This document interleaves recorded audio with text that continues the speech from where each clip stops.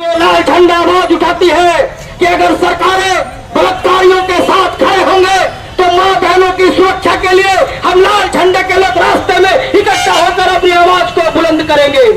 किसी ने कहा था कि आज मैं ज्यादा नहीं बोलूंगा, हमारे पार्टी के सचिव कामरेड सुप्रियो राय ने कहा है, हम जब वामफ्रंट सरकार 34 साल चलाए थे तो रात के 12 बजे अगर हमारी घर की बेटी रास्ते से निकले तो कोई पुलिस हो, चाहे गुंडा हो, चाहे कोई भेड़िया हो, कोई माई का लाल का हिम्मत नहीं था कि मैं दरगाहे हाथ देवे। आज के राज्य अपराधों सरकार चलছে, अपराधीদের सरकार चलছে, इसीलिए आज बहने और माओं के इज्जत के साथ खिलवाड़ किया जाता है और सरकार पैसा देके उनके इज्जत को खरीदने की कोशिश करती है।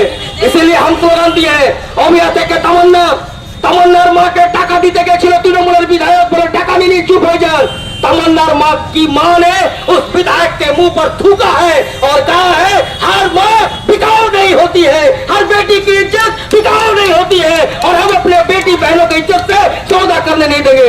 इसीलिए हमने जस्टिस का स्लोगन पूरे हिंदुस्तान में सबसे बड़ा आंदोलन, अनाज के सवाल पे आंदोलन हुआ बंगाल में, खाद्य आंदोलन वाले परिचित शहीदे रक्ते लाल হয়েছিল গ্রামের বাংলা।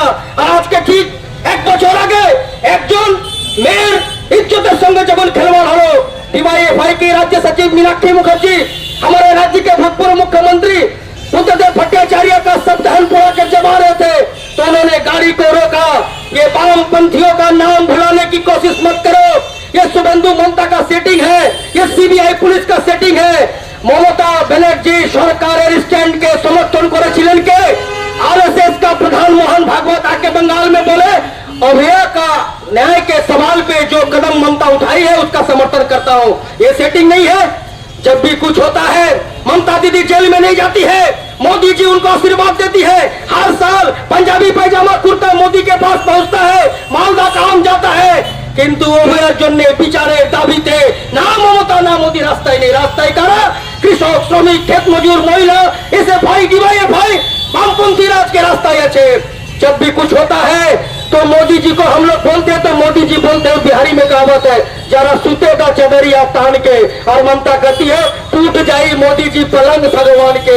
यही पॉलिटिकल सेटिंग का बात हम लोग एक साल से कर रहे हैं। ये सेटिंग है, इसीलिए अभी आपको विचार नहीं मिलता है। ये सेटिंग है, इसलिए तमन्ना के साथ खिलवाड़ किया जाता है। ये सेटिंग है, इसलिए माँ बहनों की इज्जत दागदार होता है। ये सेटिंग है, लाखों गुना करने के बाद अनुब्रत मंडल जेल में नहीं बेल पे है। ये सेटिंग है, इसलिए पिसिर भाईपो कोयला चोर बाली चोर आज के रास्ते जाके जेले ठहर को था, आज के बुक खुलिए मिছিল করছে। इस सेटिंग को तोड़ने की जरूरत है। हम माँ बहनों के राखी बंधन उत्सव के इस पवित्र त्योहार पर हम तमाम बहनों से इस लाल झंडा के तरफ नेताजी स्टैचू की मूर्ति के सामने खड़ा कर ये बात को दोहराना चाहेंगे, उनसे कॉल करेंगे कि डरो नहीं, तू चल, तू खुद की खोज में निकल, तू किस लिए हताश है, तू चल, तेरे वजूद के समय को भी तलाश है। अगर तू चुनर उड़ाकर ध्वज बना गगन भी कब कभाएगा, अगर तेरी चुनर गिरी तो एक भूकंप आएगा, ये भूकंप आएगा, ये जलजला में बदलेगा। और सेटिंग करने वाली मोदी ममता जो देश को बांटने चाहते हैं, राज को खत्म करना चाहते हैं, उनका राज खत्म होगा। आइए राखी बंधन के इस पवित्र त्योहार पर एक साथ हम लोग शपथ ग्रहण करें। कोनो माँ बोले इज्जतेर संगे काके खेलते देव ना, अनेक नंबरा खेला है, माँ बहनों का सुरक्षा चाहिए, नारी निर्यातन बंद हो। इस शपथ के साथ तमाम लोग इस जुलूस में शामिल हुए। পশ্চিম বাংলায় যে গণতন্ত্র শেষ হয়ে গেছে, বামফ্রন্ট না থাকার ফলে গণতন্ত্রকে যে জলাঞ্জলি দেওয়া হয়েছে এটা আজকে তারই প্রমাণ। কিন্তু শুধু পশ্চিম বাংলায় গণতন্ত্র নেই তা নয়, বিজেপি শাসিত রাজ্যেও নেই। পশ্চিম বাংলায় শান্তিপূর্ণ আন্দোলন করলে, মিটিং মিছিল করলে তার উপরে যেমন আক্রমণ হচ্ছে, বিজেপি শাসিত রাজ্যগুলোতেও একইভাবে আক্রমণ হচ্ছে।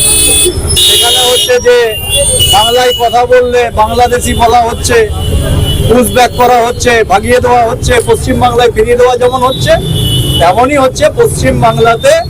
আমরা লক্ষ্য করছি তৃণমূল এই সরকার একটা ফ্যাসিবাদী কায়দায়, স্বৈরাচারী কায়দায় তারা সরকার পরিচালনা করছে, যেখানে গণতন্ত্রের কোনো জায়গা নেই, শান্তিপূর্ণ আন্দোলনের কোনো জায়গা নেই। আমরা এই সরকারকে ধিক্কার জানাই, কেননা মানুষের বিচার চাওয়ার অধিকার আছে, মানুষের কথা বলার অধিকার আছে। 1 বছরেও অভয়া কাণ্ডের বিচার হলো না কেন, সেই জবাব চাওয়ার অধিকার আছে।